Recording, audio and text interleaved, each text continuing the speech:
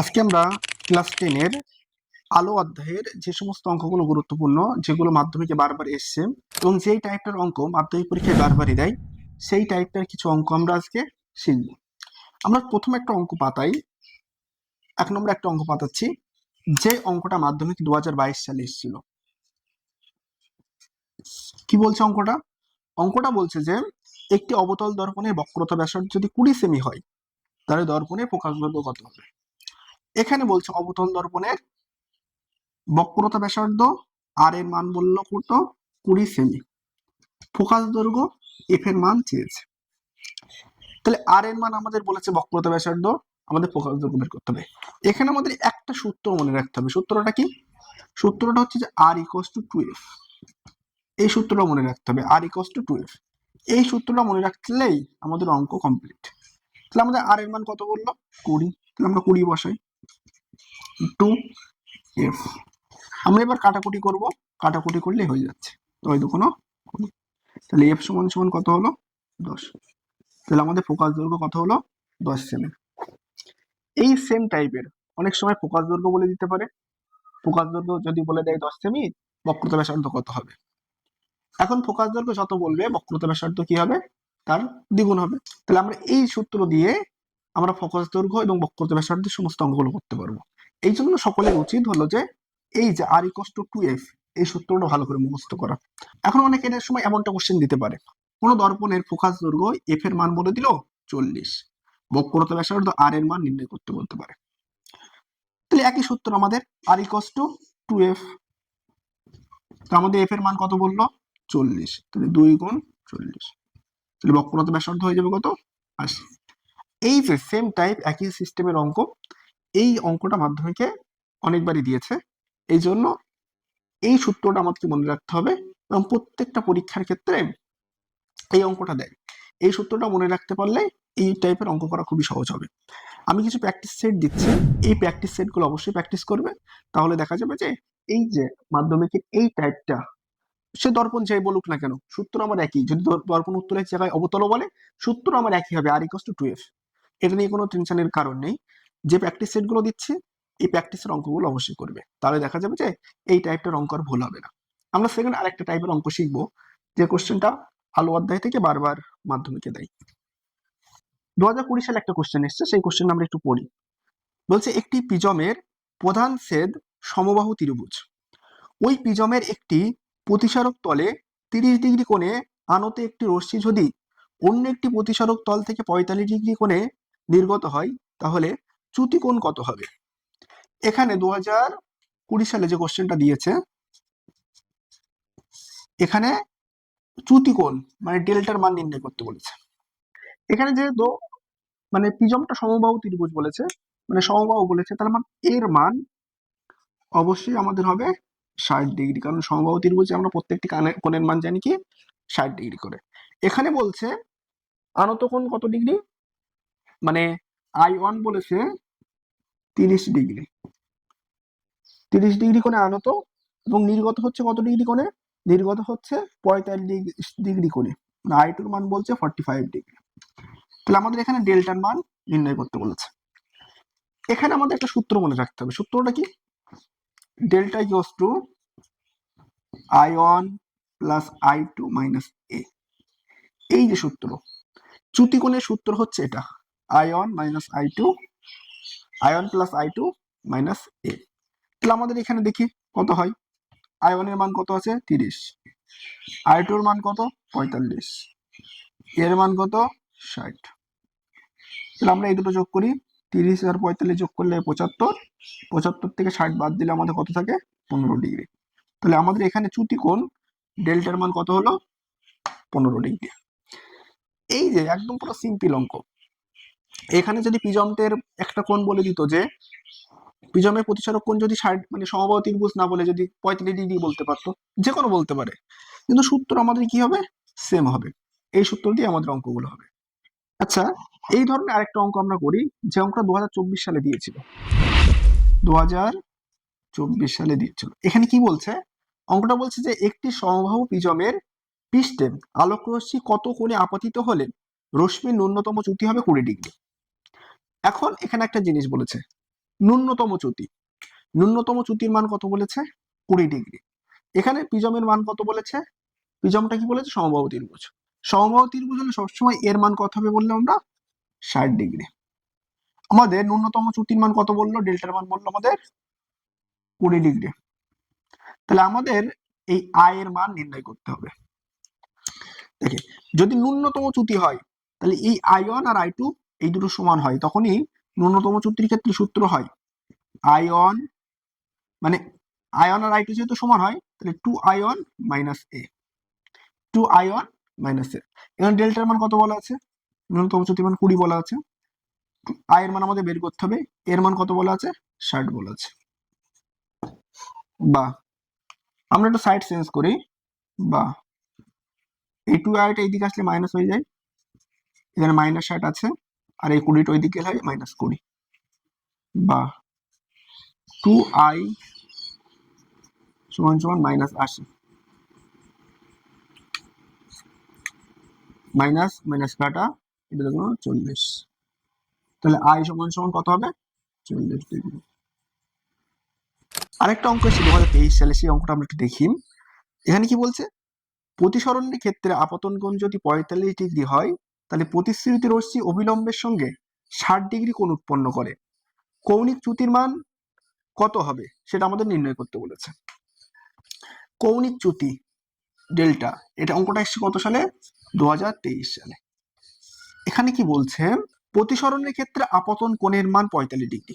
আপতন কোণের মান বলেছে 45 ডিগ্রি। এবং আরেকটা বলেছে যে আলোকরশ্মি অবিলম্বের সঙ্গে 60 ডিগ্রি কোণ উৎপন্ন করে, অবিলম্বের সঙ্গে 60 ডিগ্রি কোণ উৎপন্ন করে।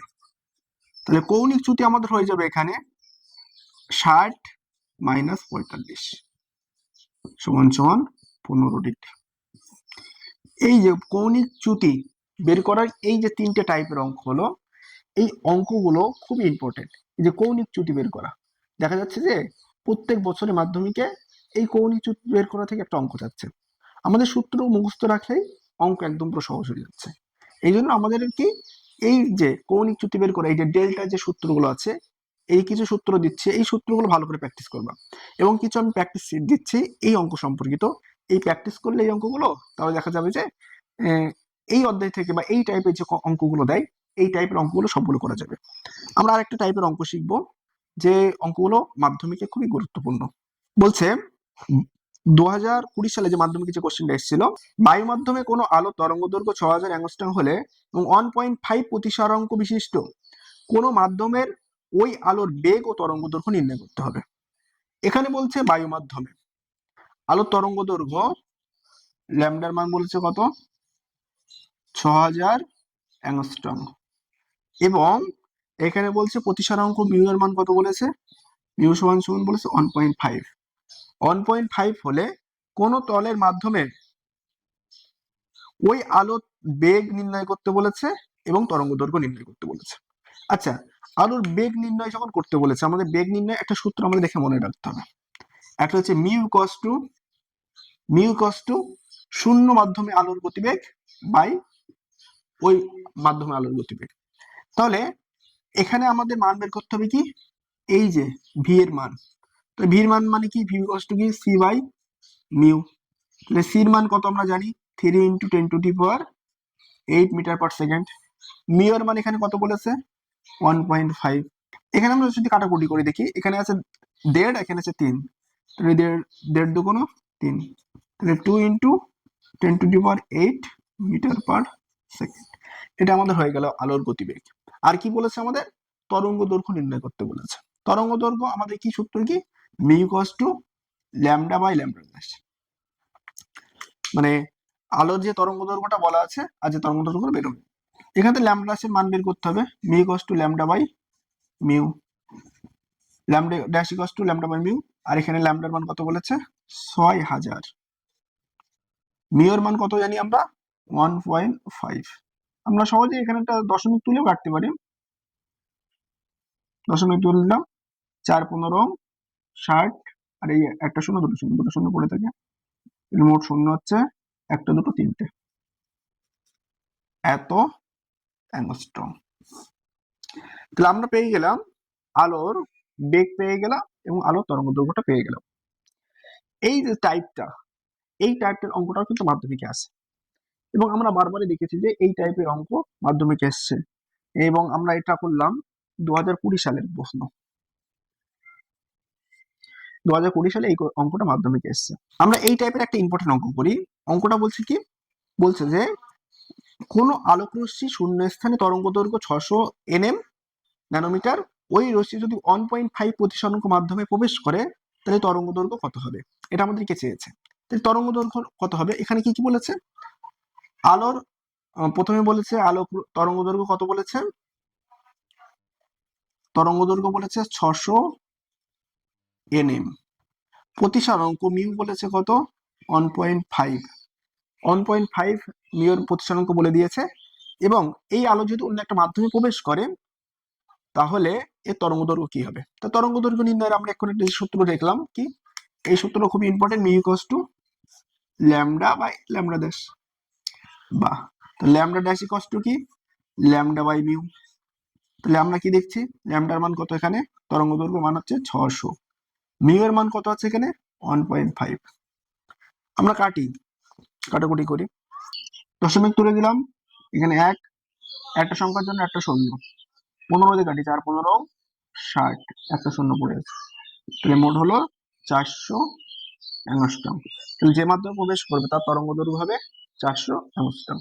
মানে এই যে এখানে কখনো কখনো এই জিনিসটা বলে দিয়ে আলোর গতিবেগ বের করতে বলছে, কখনো কখনো বলছে যে যে তোমার তরঙ্গ দৈর্ঘ্য নির্ণয় করতে। যদি এই অঙ্কটার ক্ষেত্রে গতিবেগ নির্ণয় করতে বলতো তাহলে আমরা কি লিখতাম, B equals to C by V, V সমান সমান কি সি বাই, তাহলে এই যে সি বাই সির মান কত জানি আমরা, শূন্য মাধ্যমে আলোর গতিবেগ, শূন্য মাধ্যমে আলোর গতিবেগ কত ছিল 3 × 10⁸, এখানে মিউ এর মান কত বলেছে 1.5। তাহলে আমাদের এই অঙ্কটার ক্ষেত্রে গতিবেগ কত হয়ে যেত ওর মাধ্যমে 15 × 30, যেহেতু 15 আছে, তাহলে 2 × 10⁸ মিটার/সেকেন্ড। ঠিক আছে, আমরা এই টাইপের কিছু ইম্পর্টেন্ট অঙ্ক একটু দেখি। এখানে বলছে যে কি বেগুনি আলোর তরঙ্গ দৈর্ঘ্য 380 nm, শূন্য স্থানে আলোর কম্পাঙ্ক কত, শূন্য মাধ্যমে আলোর গতিবেগ নির্ণয় করতে বলেছে। আচ্ছা, বেগুনি আলো, বেগুনি আলোর ক্ষেত্রে এখানে বলেছে তরঙ্গ দৈর্ঘ্য কত, তরঙ্গ দৈর্ঘ্যের মান বলে দিয়েছে 380 nm। এই আলোর বলছে কম্পাঙ্ক নির্ণয় করতে, তাহলে কম্পাঙ্ক নির্ণয় করতে হবে, কম্পাঙ্ক আমরা কি জানি C equals to N lambda, এই সূত্রটা মুখস্থ রাখতে হবে এখানে, C equals to N lambda. তাহলে সূত্রটা আমরা জানছি কি C equals to N lambda, এনটা মানে কি কম্পাঙ্ক, তাহলে সি মানে কি আলোর গতিবেগ, আর ল্যামডা মানে কি তরঙ্গ দৈর্ঘ্য। তাহলে এন সমান সমান কি হয়, এন সমান সমান সি, এটা যেহেতু এর সঙ্গে গুণ আছে এটা আসলে ভাগ হয়ে যাবে সি। আচ্ছা, আমরা এখান থেকে যেহেতু এই আলোর গতিবেগ এটা মিটার/সেকেন্ড নিচ্ছি, এই জন্য আমরা এটা মিটার/সেকেন্ডে নিয়ে যাই। তাহলে 380 থেকে 10⁻⁹ গুণ করলে এটা মিটারে চলে আসে। তাহলে এখানে আমরা আলোর গতিবেগ শূন্য মাধ্যমে কত জানি 3 × 10⁸ মিটার/সেকেন্ড, ল্যামডার মান কত হয়েছে 380 × 10⁻⁹ এখানে আমরা করি 3, তো এর পাশে দুটো শূন্য নিয়ে নেই, যেহেতু দুটো শূন্য নিলাম এই জন্য 10 এর মাথায় দুটো সংখ্যা কমে গেল, এখানে আছে 380, এখান থেকে আমরা একটা শূন্য কমিয়ে দিলাম, দিয়ে আমরা করে দিলাম এখানে 10⁻⁸, একটা শূন্য কমিয়ে দিলাম। এখন এখানে পড়ে থাকছে 300 আর এখানে থাকছে 38, এটা উপরে উঠে গেলে প্লাস হয়ে যায়, তাহলে 6 + 8 হচ্ছে 14, মানে ভাগ করে এবার এখানে 300 আছে আর এখানে কত আছে 38, এটা আমরা যদি ভাগ করি 38 দিয়ে, 8 দিলে 3, আচ্ছা 8 আর 4, 8 8 64, 4 হাতে আমার 6, 3 8 24 আর 6 30, তাও বেশ হয়ে যাচ্ছে। আচ্ছা, আমাদের এখানে 8 দিয়ে যাবে না, আমরা যদি 7 দিয়ে দিই, 7 দিয়ে দেখি 27টা 56, 6 হাতে আমার 5, 3 5 3 এর সাথে 21 আর 5 26, এখানে কত হচ্ছে 4 1 3, পয়েন্ট দিয়ে একটা শূন্য নিই আমরা, পয়েন্ট দিয়ে যদি আমরা শূন্য দিয়ে দিয়েছি 4, তাহলে আমাদের এটা 8 দিয়ে যাচ্ছে, 8 8 64, 4 হাতে আমার 6, 3 6 3 8 24 আর 6 30, বিয়োগ আমার লাগছে 6 360।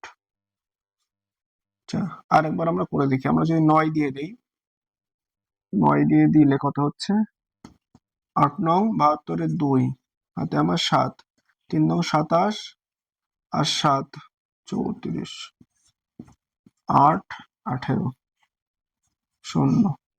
আচ্ছা, আমরা যদি এবারে যদি আমরা 3 দিয়ে দিই, 4 5 20, 4 দিয়ে যদি দেই, 5 দিয়ে 5 4 দিয়ে দিই, 4 8 32 2 হাতে আমার 3, 3 4 12 আর 2, 3 4 12 আর 3 15, কত হচ্ছে 8, আর এখানে নামছে 3 মানে 2 28।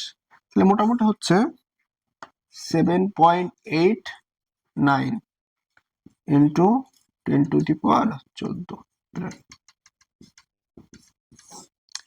এই যে এই টাইপের অঙ্ক, এইটা উত্তর আসবে। এই যে সিম্পল একটা টাইপের অঙ্ক, এটাও কিন্তু মাধ্যমিকে দেয় এবং খুবই ইম্পর্টেন্ট অঙ্ক।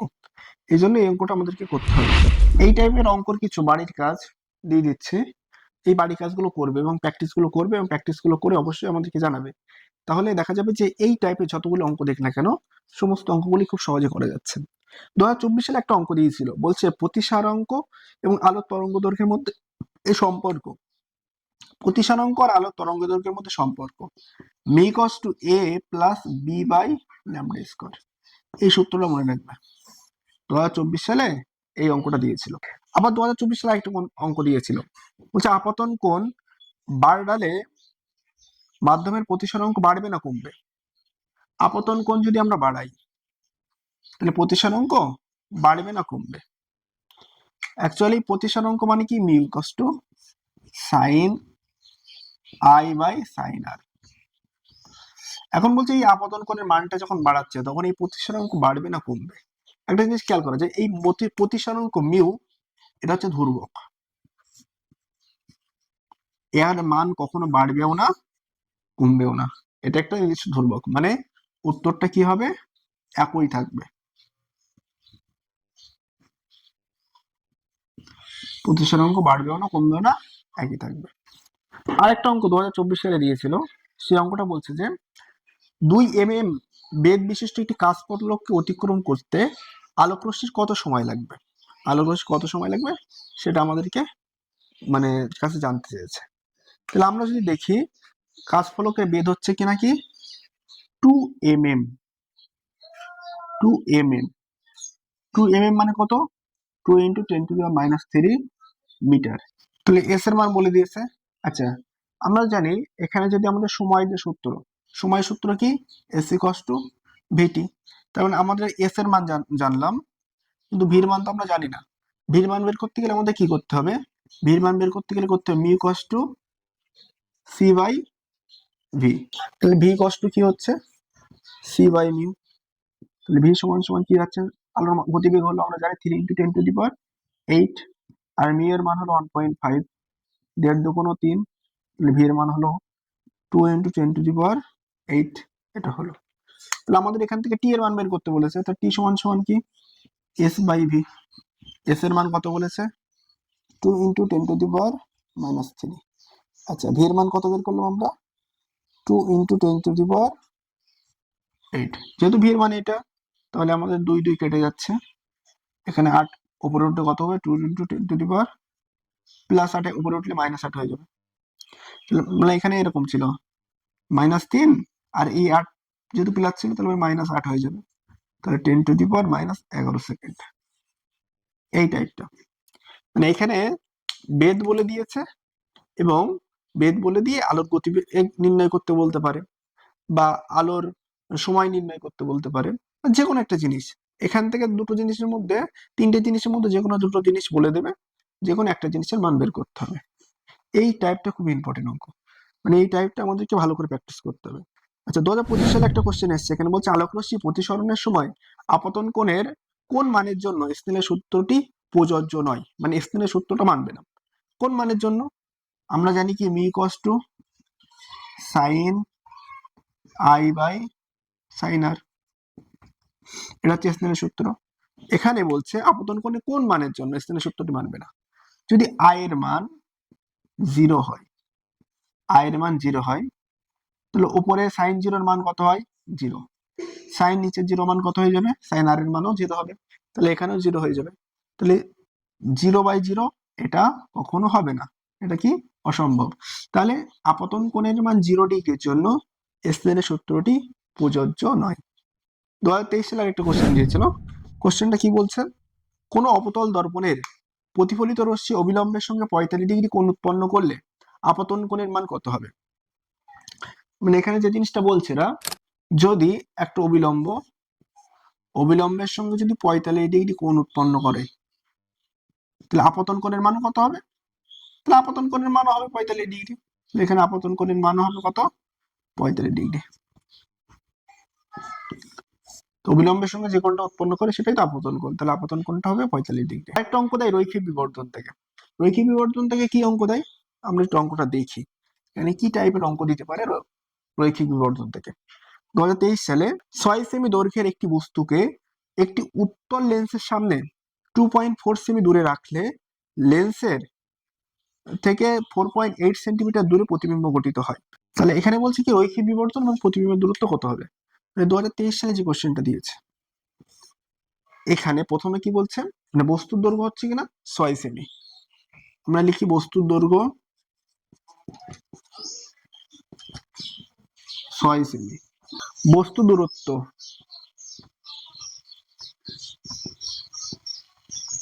বলছে 2.4 বস্তু দূরত্ব বলছে, এবং বলছে প্রতিবিম্ব দূরত্ব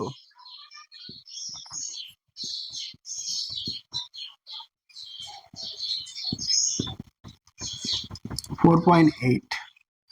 তাহলে বলছে এখানে কি প্রতিবিম্বের দৈর্ঘ্য নির্ণয় করতে।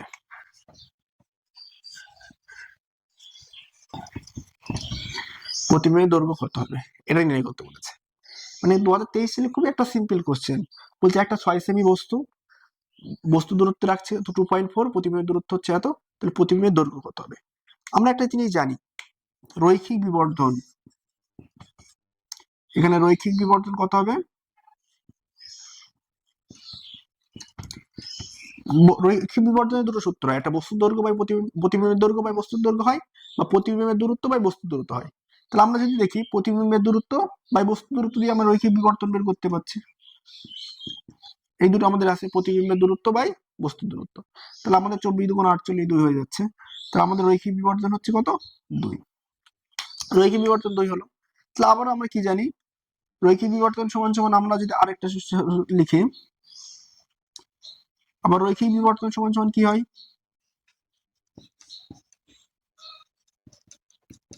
রৈখিক বিবর্ধন সমান সমান আরেকটা কি করা যায়, প্রতিবিম্বের দৈর্ঘ্য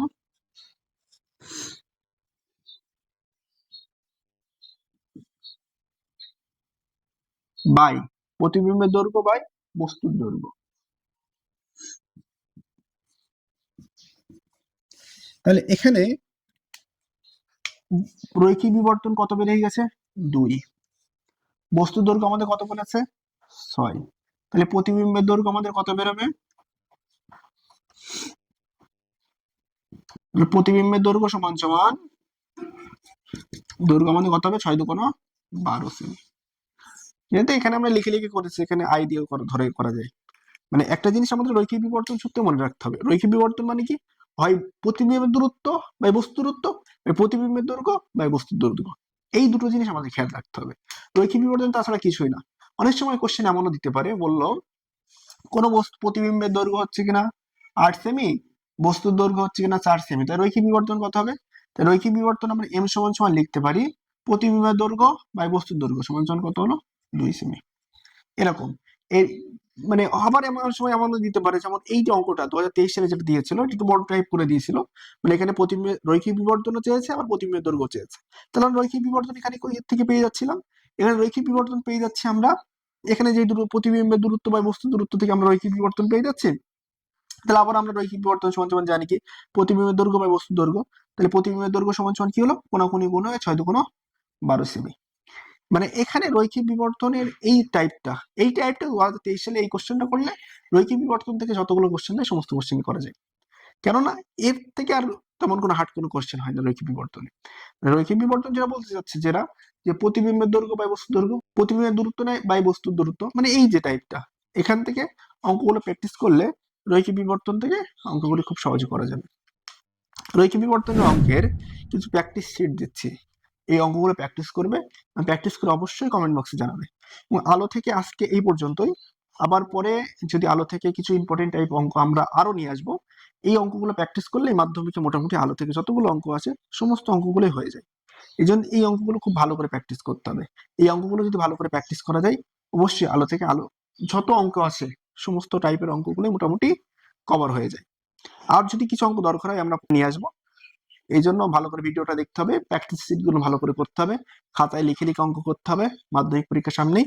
এই জন্য এই অঙ্কগুলো ভালো করে প্র্যাকটিস করলে আলোর অঙ্ক থেকে যে কোনো অঙ্ক দেখ না কেন সবগুলো অঙ্কই করা যাবে। ঠিক আছে, আজ এই পর্যন্তই।